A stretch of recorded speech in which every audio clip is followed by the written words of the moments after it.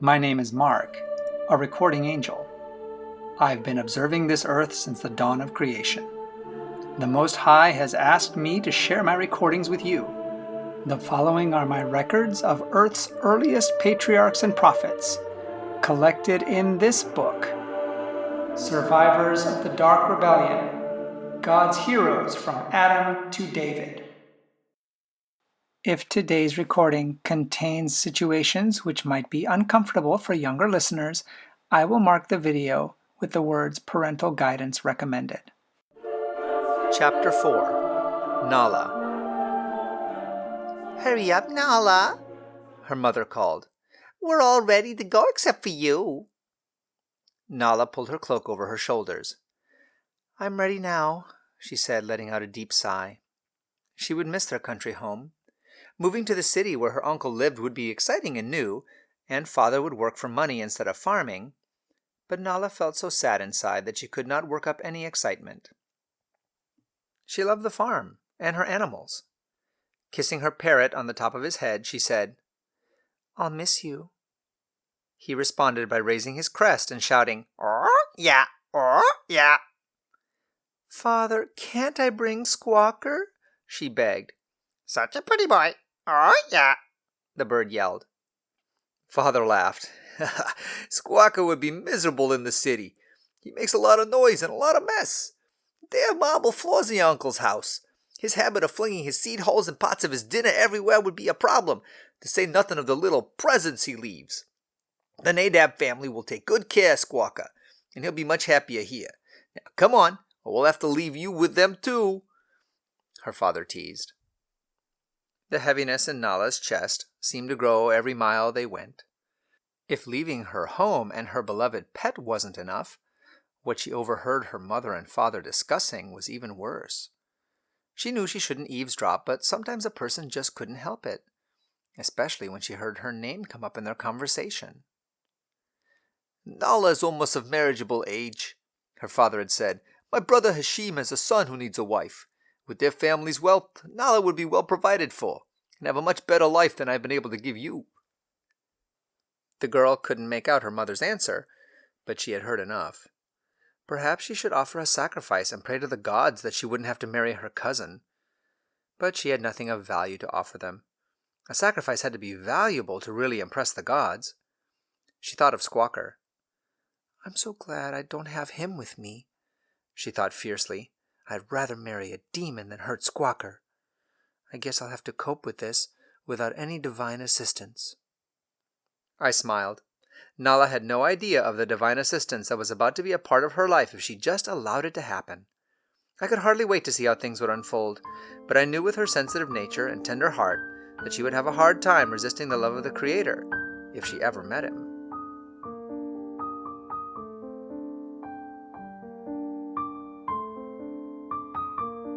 "We're going out today," Kinash announced from the doorway. "You've been moping around the house for a week. It's time you should get out and have a good time." "Go ahead without me," Nala answered. "I don't mind spending time alone, and at the moment I don't feel like partying." "What do you feel like doing? How am I supposed to entertain you if you don't even know what you like?" "I like walking out in the woods by myself. I like animals and birds." "And no woods or animals around here," Kinash replied, "and women can't go outside the family compound without one of the men with her. It's not safe." "Well, if there are no animals around here, then how can it not be safe?" Nala puzzled. "It's not animals, it's the people. Any woman out without a male protector is a free target. Trust me, we have these thick walls and heavy gate for a reason." Nala stared at the floor. "Look," he said patiently, "I'm supposed to take you somewhere and cheer you up. But you've been avoiding me as if I have the breath of a rhinoceros or some evil disease. Is it something I've said or done?" The girl shook her head.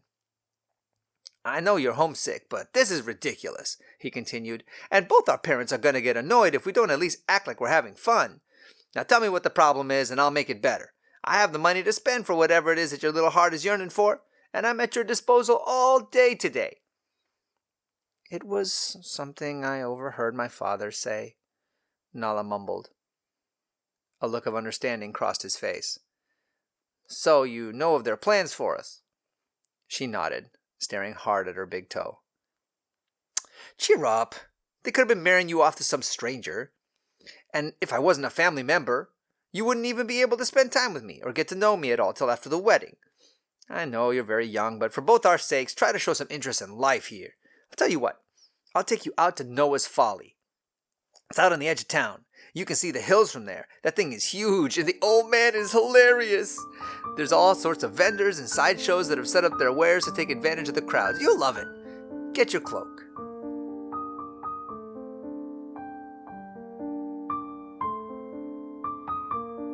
Drawing a deep breath, Nala shook her head. It looks like a huge black palace, she whispered. How could anything that size be a boat? Kinash laughed. I told you he was crazy. It's not shaped right for sailing because it has no depth to the keel to keep it from tipping over. Anyway, it's too big to drag to any body of water near here. I hear the inside is all open with bars and cages, but few actual rooms. I guess that's where they'll keep the old man when he gets too crazy to be let out in public. The noise suddenly increased as an old man climbed to the top of a pile of lumber. Please, listen to me, he pleaded to the vast throng. The ark is almost finished. The flood could come any day. There is room for anyone who wants to join us. Please choose life. God loves you. That is why he has provided a way for you to escape the approaching disaster. Ah, Noah, a heckler shouted from the crowd. You've been saying that for more than 100 years now. And we're still dry as a bone out here. Yeah, even if our river flooded its banks enough to come up and cause damage to the town, there wouldn't be enough water to actually get up this hill and float this monstrosity of yours, someone else yelled. Could that really happen? Nala asked Kinash. The scientists at the university say that flooding of the scale he has been predicting is impossible, Kinash replied. Please listen to me. You're almost out of time, Noah shouted. Why are people so mean to him? Nala whispered. Because he's crazy, and because he's been preaching the same thing for 120 years and nothing has happened. In the beginning, some people believed him. Many people here have worked on the ark. He pays well enough, even if he is nuts. I hear he's close to bankrupt now, though. Kinash! A voice in the crowd called to them. It's been a long time! Turning to the man who had spoken, Kinash started an animated conversation with him. At first, Nala listened politely. Soon her mind wandered. She kept thinking about the preacher begging people to accept his invitation into the ark. What would a person do if they did accept his invitation? Go into the ark now? Get a ticket for whenever they thought it was time? And what if nothing happened? She edged her way toward the front of the crowd to see a little better. Soon she was so engrossed in what Noah was saying that she didn't realize she had separated from Kinash until she turned to ask him a question. Kinash? Where are you? She called. Suddenly a man grabbed her by the arm. Come with me, pretty little one, he said. I looked around. Nala's guardian was already on the spot. He signaled to the guardian behind Noah's son. His guardian leaned down and whispered in Shem's ear. Would the son of Noah be receptive? Would he respond in time? No! You're not Kinash! Help! Nala screamed. I'll be Kinash or whoever you want me to be, he said with a coarse laugh, and you'll shut up and come with me. A tall man jumped down from the platform where Noah stood and approached them. Do you know this man? He asked the girl. No, she choked out. Please, help me. The two guardians stood between her and her attacker. The man paled and stared at them in astonishment. I was surprised too. The guardians had materialized, though nobody else seemed to notice them, except the person trying to abduct Nala. Anger flashed across his face, but he let go of her arm and melted into the crowd. Nala burst into tears. Her human rescuer looked uncomfortable. Here now, he said. Stop that. You're safe now. I'm not a threat to young women. Where's your husband? May I take you home? I'm not married, said Nala, trying to stop the tears. Oh, he replied. I'm not either. I'm just used to the city girls around here all being married off so young. I'm not from around here, she answered. "So I gathered. My name is Shem. Would you like to see inside?" He gestured toward the huge ark. "My mother is inside right now, and if we're in luck, she might give us something cool to drink." Nala nodded. "Come this way. The entrance is on the other side." When she stepped into the shadowed entryway, she caught her breath in amazement. She thought from the outside that the ark would be dark and depressing inside. To her surprise, it was open, airy, and light. Openings between the top of the sides and the roofing allowed light to flood into the interior. The center of the ark was like a large atrium, with 3 tiers of decks around the sides. She saw bins of grain and hay, dried fruits, roots, and vegetables, and many plants and small trees in pots. Beyond them were what appeared to be cages and stalls.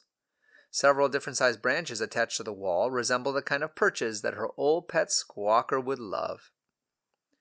A kind-looking woman approached them. "Shem, whom do you have with you?" I'm not sure," he mumbled, now sounding shy.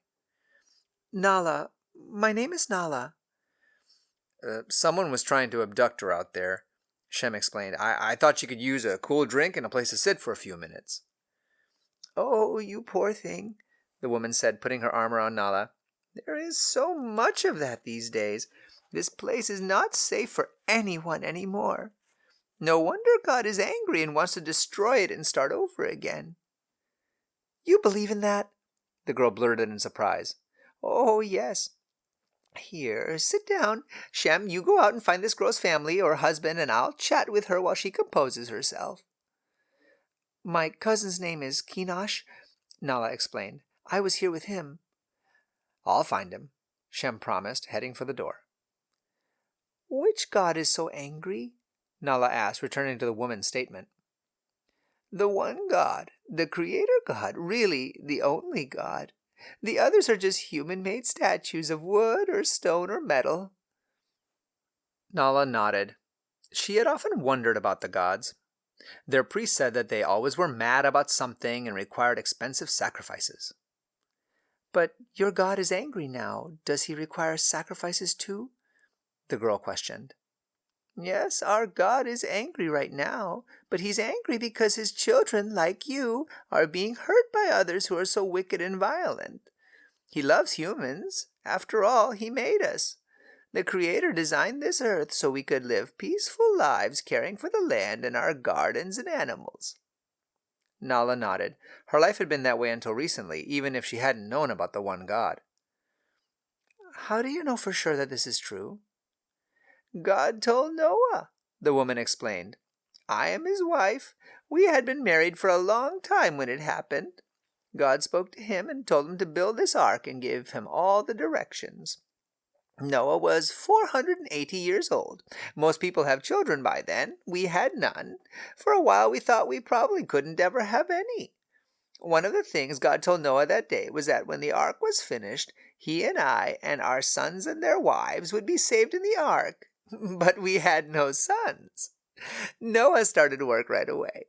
People laughed when he said our sons would be saved too when we didn't have any.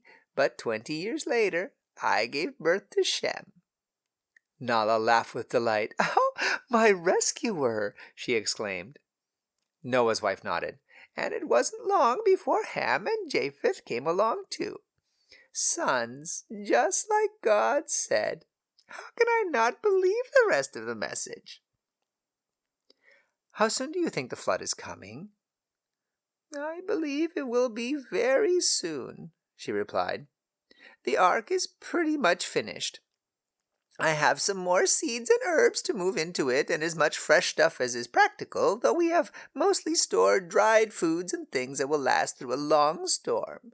We don't have the animals yet. I'm not sure how Noah intends to take care of that. He doesn't either, but he says God will tell him what to do when the time comes." "And your sons? Do they believe, and their wives?" "Our sons will come into the ark when the time comes because God told us they will," she said. "The 2 youngest are married. Shem is not." As Shem stepped into the ark and heard the last statement, he colored slightly.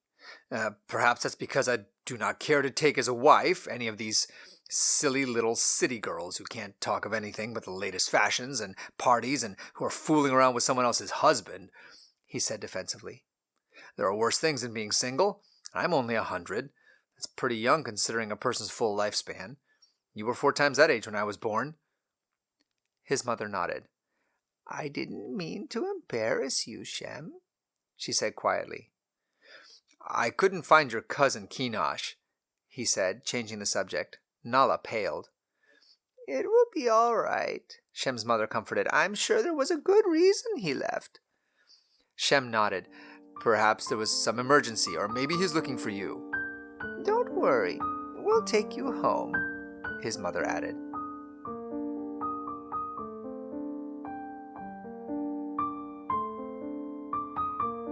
Late that night, Nala lay on her bed, her blanket stuffed in her mouth to quiet her sobs as she listened to the shouting in the other room. How could you have just left? You didn't even find her before you went out for drinks with your friend. I'm a grown man. I have friends and things to do other than babysit some green country girl who doesn't even know how to keep out of trouble. If she wandered off, she deserved whatever she got. More shouting. Yes, I know I have to marry her because you said so, and because your deal with your brother for their land and the country will fall through if I don't. But don't expect me to like it. I'm not one of these one god worshippers. I have many gods, and I'll have many wives, and Nala will just have to deal with it like everyone else's wife does. Nala crept out of her room and into the next one where her parents were sitting. They had hoped that she wouldn't hear the argument between Kinash and his father, but she would have been deaf not to. We're so sorry, her mother sobbed. Her father nodded, swallowing hard. We were trying to do the best thing for you. We traded the farm so you could have a good marriage and have the things that we never had. He doesn't even want to marry me, the girl blurted out. Oh, we've already exchanged the property. Kinash will cooperate because he has to, and so will you. I don't want to stay here, and I don't want to get married to Kinash. I would rather live in Noah's folly than that. Really? Her mother asked incredulously. Are you a believer in the one God? I think I am, said Nala slowly. You know, when I was a little girl, I went to Eden's Gate with my father. I got to see the angels with the fiery swords. My father said that the one God lived in there, and that he had the angels guarding the gate, and that no humans except my uncle had ever been in there. Your uncle? Asked Nala. Yes, Uncle Enoch was a one-God worshipper. They say he walked with God all the time. Not that he could see him, but he talked to God about everything, and apparently God talked to him too. Uncle Enoch talked about this flood thing like Noah does. So you believe in this? Her father asked, staring at her mother as if seeing her for the first time. No. Well, maybe. Well, I don't know. I never met Uncle Enoch, but they say he never died. When we went to Eden's Gate that time, I kept peering in past the angels, hoping I could see him, but I never did. But they say he never died, and that God took him to live with him. They say you live forever if you get into the garden and eat from that tree of life. I'll bet he's still there. Please help me to get back to Noah's Ark, Nala interrupted. His mother told me that they're moving into it. She thinks things will be over very soon now. Well, I don't know about that, the girl's father commented. Nala's guardian leaned over and whispered to him. The man's face creased with worry. Let's help her, his wife exclaimed. This isn't anything like we planned. Perhaps she'll be happier living with the God worshippers. At least she'll be treated kindly. Oh, my brother will kill me, he grumbled as he pulled on his cloak. Oh, let's hope the God worshippers are still awake.